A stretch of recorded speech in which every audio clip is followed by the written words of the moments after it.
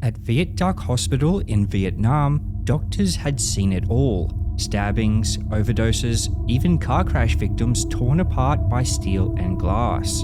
But nothing could prepare them for what was about to come. A 31-year-old Indian man, pale, sweating, and barely able to stand, stumbled into the emergency room. This man was in agony. He couldn't speak and could barely breathe. They rushed him in and x-rays were ordered immediately. And when the screen flickered to life, so did the horror. There, inside his abdomen, was something alive. It wasn't gas, it wasn't a tumor. Of all things, it was an eel. A real-life squirming eel buried deep within his abdomen and chewing its way out. Doctors confronted him in terror. How did this happen? Well, as he recalls, he'd been drinking alone, and in an effort to fix his constipation, he inserted the eel in himself. Of course, the doctors were shocked and weren't too sure if they wanted to believe him or not. But despite this completely insane incident, he went on to make a full recovery.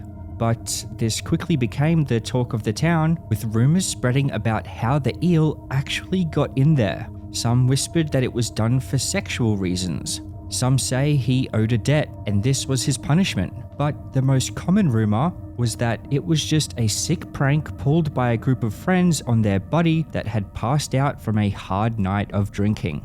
Well, it must have been one really hard night.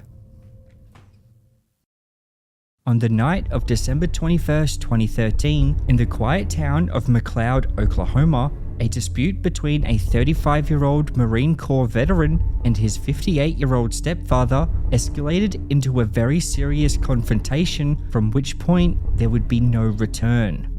The two men, who had been drinking together most of the night, began arguing over personal matters. The veteran, Brad, claimed that his stepfather, Denver, had spoken ill of Brad's mother, which led to a physical altercation. In the heat of the moment, Brad executed what he later described as an atomic wedgie, where the waistband of the underwear is pulled over the head and around the neck. This act was only intended to embarrass. However, it resulted in Denver's tragic passing from asphyxiation. Nobody that I've had contact with seen anything like this before. Initially charged with first-degree murder, Brad pleaded guilty to first-degree manslaughter in 2015. He was subsequently sentenced to 30 years in prison.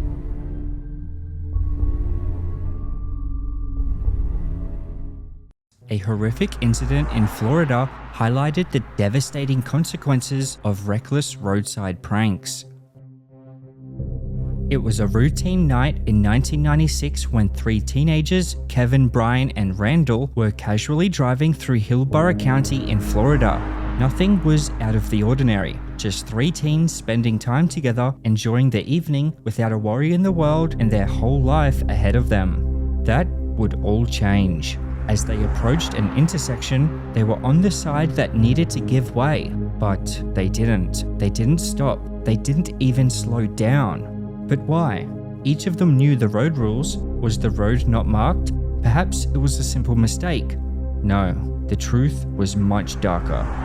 The stop sign, which should have been there, was missing. The three teenagers would enter the intersection at full speed, where they would be struck by an 8-ton truck.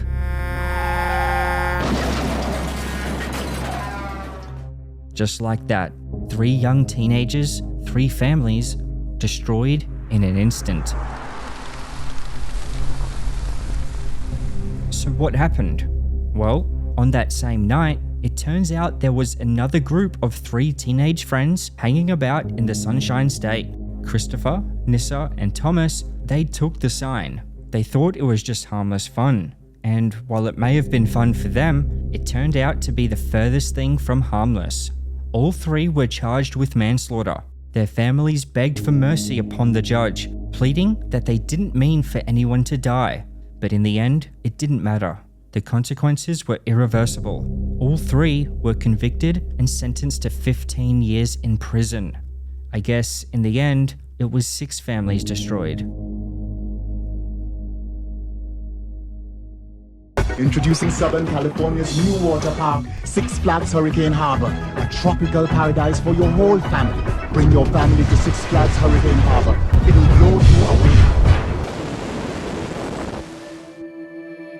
In June of 1997, the seniors of Napa High School arrived at Waterworld, USA in Concord, California. Their annual senior trip was meant to be a carefree celebration before they graduated. But what should have been a day of blissful fun would end up turning into an unforgettable tragedy. The Bonsai Pipeline water slide was designed for only one person to go at a time. However, in a moment of impulsive thrill-seeking, they climbed aboard together, forming a human chain, all 33 of them. Witnesses said they heard a loud crack. And then it happened. The slide gave out, sending all students aboard the slide, plummeting 30 feet to the ground. Justin Aaron, the Napa High School English teacher, recalled the scene with chilling clarity. "I looked up and saw bodies flying through the air. They were landing in trees, on rocks, and on the concrete." 17-year-old Quimby Gallotti suffered the worst fate of them all. Her injuries, severe trauma to her head and chest, which unfortunately proved to be fatal. In the aftermath, paramedics swarmed the scene, treating the injured as sirens wailed in the distance. One student was dead, 32 were injured, their lives forever altered by the decision they made that day.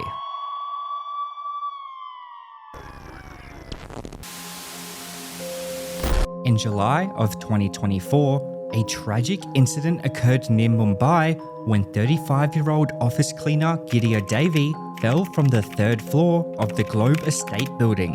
While taking a break with colleagues, she sat on the edge of an indoor balcony. A co-worker playfully put his arm around her and pretended to fall off the edge. Unfortunately, this would cause the woman to lose balance, resulting in her actually falling. The co-worker nearly fell himself, but managed to hang on. Gidea, a married mother of two, died from her injuries.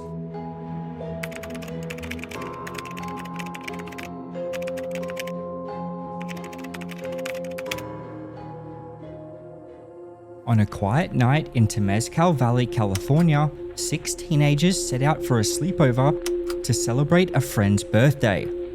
In a moment of youthful mischief, one of them rang a doorbell and ran. It was the standard ding-dong ditch, but the man who answered, 42-year-old Anurag Chandra, did not see it as a prank. People are still speculating on what made him so upset, but fueled by rage, he chased the teens, leaving his house, getting in his car, and pursuing them, reaching speeds of 99 miles per hour. Anurag quickly caught up to them and then intentionally rammed their Toyota Prius, causing it to veer off the road, crashing into a tree and utility pole. The 3 16-year-olds, Drake, Daniel, and Jacob, would unfortunately lose their lives. Anurag fled but was later arrested and convicted of 3 counts of murder and 3 counts of attempted murder. In July of 2023, he was sentenced to life in prison without the possibility of parole.